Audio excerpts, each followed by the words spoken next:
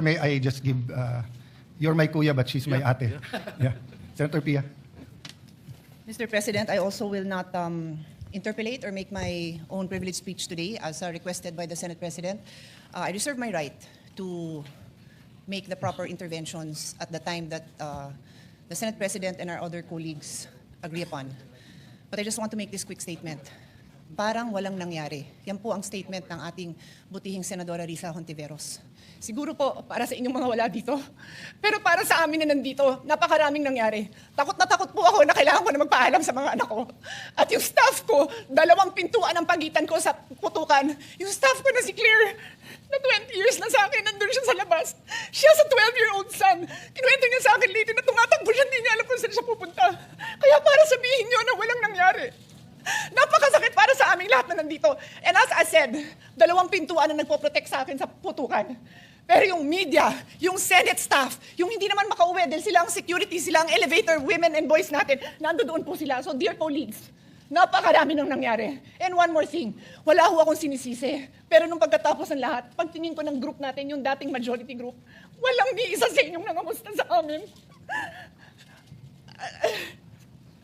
Some of you I've known for 20 years, 10 years, and I didn't even hear any of you say, kamusta na kayo dyan?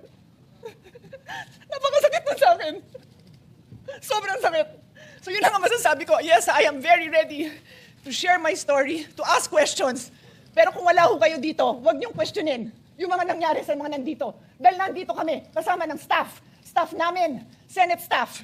You have your own story, I respect that. But please respect my own story. Thank you, Mr. President.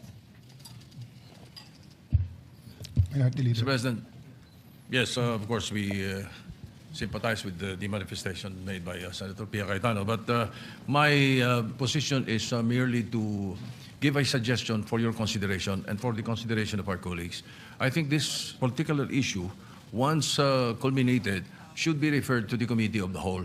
The reason being, it is an extraordinary remedy necessary because of the issues of Senate institutional security. The chamber itself is affected. The institution is threatened. There are multiple Senate committees that are going to be involved: public order, justice, rules, ethics, even finance, because of the procurement of the weapons allegedly that were used. So the Senate has a direct institutional stake, every senator. So this is not just majority or minority. So therefore, may I give a suggestion that you consider the possibility of all these manifestations be referred to the Committee of the Whole. And in the past, the Committee of the Whole, when we investigated Parmali, we investigated PhilHealth, it was the Senate President that chaired the Committee of the Whole, unless he appoints a co-chair. This representation always takes, you know this, Your Honor, always takes your suggestions seriously. So you're suggesting we use Rule 14 and Section 14 of the rules and create a special committee, the Committee of the Whole. Is that correct? Yes. Mr. President, if I may, Mr. President. And before that, since we're going to go into caucus to speak about the calendar, may I ask the Minority Leader if it's acceptable that we discuss it there? Later in the caucus, just so that we don't have to discuss everything on the floor and we get the other business that we have to do today done with. No? Can I, Mr. President? Yes.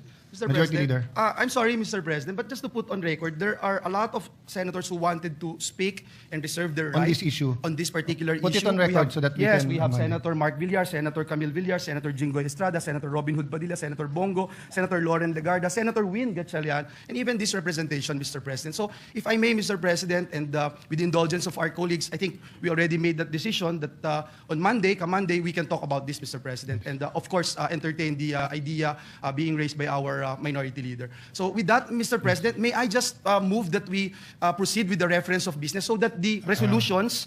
I just have to recognize Senator Ontiveros with that pakiusap of everyone. We that yield, Mr. President. Yes. We yield to the distinguished lady, Mr. President. Maraming salamat, Mr. President. I empathize with the experiences and the feelings expressed by the gentlewoman from Taguig and Pateros. May I just repeat what I clearly stated at the context of na parang walang nangyari. I'm talking about ngayon, after those terrible events that caused fear and a lot of other negative emotions and experiences sa ating mga colleagues, sa ating mga Senate staff, sa security unit dito at sa Senate media. Yun po yung punto ko. And it is akin to one of the points raised by Senator Erwin earlier, before my privileged speech. But let So me just assure to you correct that's not that, the Mr. case. President. In fact, I have to deal with the security of the Senate every day. I'm just not telling you everything that we have to deal with now to make sure that there's no bombs in the area, just like every day except this time. And also making sure that there's no miscommunication between the executive, legislative, judiciary, and the international community. That's precisely why we are waiting for the complete investigation, because there are matters that when are discussed in public will cause more alarm and confusion rather than clarity. But that doesn't mean na parang walang nangyari lang. I think that's the point where there will be strong answers, Senator Risa. But of course, you have your point of view, and we respect that. Thank you, Mr. President. And lastly, just for the record, as I said earlier, I deeply respect the emotions of our distinguished colleague. It's evident that the violence that breached our halls has profoundly affected all of us. And I don't doubt, Mr. President, the leadership's personal distress over what transpired. However, when I stated that it feels now as though walang nangyari, I was not speaking about our personal feelings. I was speaking about our institutional posture. Thank you for Our grief as senators is valid, but our mandate requires action. Salamat po ng marami, Mr. President. Thank you for that statement.